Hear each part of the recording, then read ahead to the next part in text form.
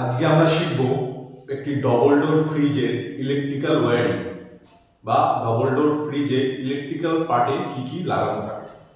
Single door ফ্রিজে যে পার্টসগুলো লাগানো থাকে তার থেকে কিছু পার্টস বেশি ডবল ডোর ফ্রিজে লাগানো থাকে।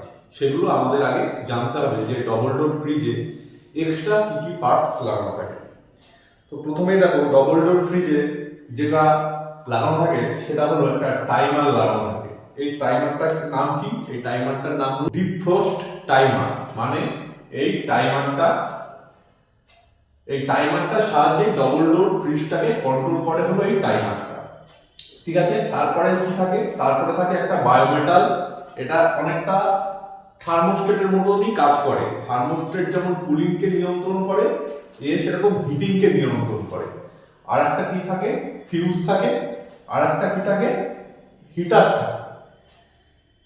ডবল ডোর ফ্রিজে হিটার কেন থাকে? কারণ এখানে যখন অতিরিক্ত বরফ হয়ে যায়, সেই বরফটাকে গলানোর জন্য একটা হিটার ব্যবহার করা হয়। ঠিক আছে, আচ্ছা, প্রথমে জেনে নেবো এই টাইমারের কাজ। টাইমারের 4টে পিন থাকে, 1, 2, 3, 4। এই 4টে পিনের মধ্যে 3 নম্বর পিনে সবসময় ফেজ আসে আর 2 নম্বর ফেজে নিউট্রাল আসে।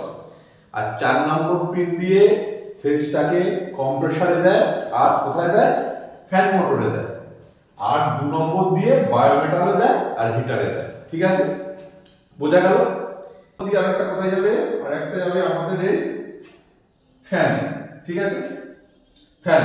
এখন সব জায়গায় আমরা আমাদের সব জায়গায় কমপ্লিট হয়ে গেছে। সব জায়গায় কমপ্লিট হয়ে গেছে। এইবার আমরা দেবো কি? নিউট্রাল। তাহলে নিউট্রাল আমাদের প্রথমে কোথায় যাবে? নিউট্রাল একটা যাবে ফ্যানে, আর একটা যাবে এই আমাদের হিটার। ঠিক আছে, এবার হিটার দিয়ে এখান দিয়ে নিউট্রালটা গিয়ে এই হলো। আর একটা কোথা দিয়ে যাবে? আর একটা এই বায়োমেটাল দিয়ে গিয়ে আমরা দেবো 1 নম্বরে। এই জায়গাটা আমি তোমাদেরকে ভালোভাবে বোঝাবো, এই জায়গাটা কেন এরকম কানেকশন হয়। ঠিক আছে, আচ্ছা, আগে কানেকশনগুলো আমি করে নিই। আর আমাদের এই বাল্বে দরকার নিউট্রাল। ঠিক আছে, তো আমরা এই বাল্বে একটা নিউট্রাল দিয়ে দেবো। ঠিক আছে, আর আমাদের এই রিলেতে, তো রিলেতে দিয়ে দিলাম। রিলেটা চলে যাবে কোথায়? আমাদের রানিং। ঠিক আছে, রিলে দিয়ে আমাদের রানিং এর নিউট্রাল চলে যাবে। এই হলো আমাদের কানেকশন। এইবার দেখো, ভালোভাবে বোঝো এই জায়গাটা টাইমার কিভাবে কাজটা করে। টাইমারের কাজ হলো 8 থেকে 8.5 ঘন্টা কম্প্রেসারকে লাইন দেবে। ঠিক আছে, কম্প্রেসারটা 8 থেকে 8.5 ঘন্টা চলবে। চলার পরে টাইমার কি করবে? কম্প্রেসারকে লাইনটা আর দেবে না। তখন লাইনটা দেবে কাকে? কম্প্রেসার থেকে লাইনটা তুলে নিয়ে 25 থেকে 30 মিনিটের জন্য এই হিটারটাকে লাইন দেবে। ঠিক আছে, তো এই টাইমারটার মধ্যে এই ফেজ আর নিউট্রাল দিয়ে এই টাইমারের ভিতরে একটা মোটর আছে, এই মোটরটাকে চালায়। যার ফলে 8 থেকে 8.5 ঘন্টা কম্প্রেসারকে লাইন দেয়, তারপরে আবার আধা ঘন্টার জন্য হিটারকে লাইন দেয়। তো এবার এখান দিয়ে ভালোভাবে বোঝো, থার্মোস্ট্যাট থেকে যখন ফেজ আমরা 3 নম্বরে দিচ্ছি, ও প্রথমে কি করছে? ও এখান থেকে লাইনটা এই মোটরে যাচ্ছে, ও এখান থেকে এই 4 নম্বরে লাইনটা দিচ্ছে, কন্টিনিউ 4 নম্বরে লাইনটা দিচ্ছে।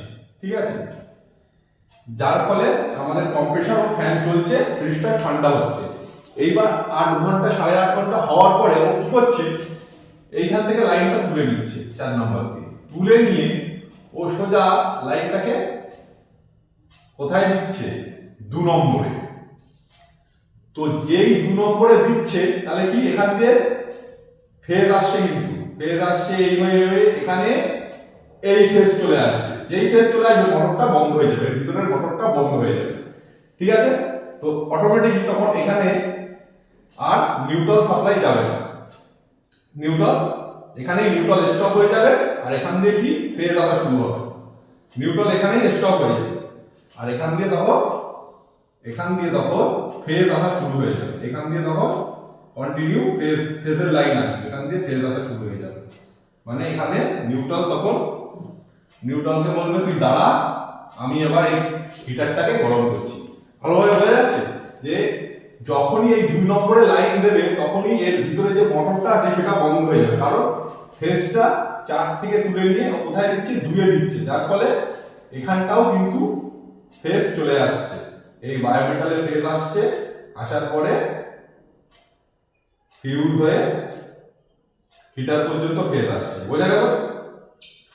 যখন যখন এখানে ফেজটা নেই, নরমাল অবস্থায় কি হচ্ছে, যখন কম্প্রেসরে লাইন দিচ্ছে তখন কি হচ্ছে, যখন এই কম্প্রেসরে লাইন দিচ্ছে তখন কি হচ্ছে, তখন হচ্ছে কি, তখন এখান দিয়ে এই নিউট্রাল যাচ্ছে, এখান দিয়েও নিউট্রাল পাস হচ্ছে, নিউট্রাল পাস হয়ে কোথায় যাচ্ছে ফিউজে, ফিউজ দিয়ে হয়ে কোথায় চলে যাচ্ছে বায়োমেটাল। এবার বায়োমেটাল তো তখন এখানে অ্যাক্টিভ নেই, বায়োমেটাল তো এখানে অ্যাক্টিভ নেই, ঠিক আছে, যার ফলে এখানে কিন্তু 2 এ লাইন যাচ্ছে না, নিউট্রাল যাচ্ছে না, ঠিক আছে, 2 এ নিউট্রাল যাচ্ছে না, নিউট্রালটা এখান দিয়ে সোজা একে গিয়ে মোটরটাকে চালাচ্ছে, ঠিক আছে, বায়োমেটালটা এখানে অফ আছে।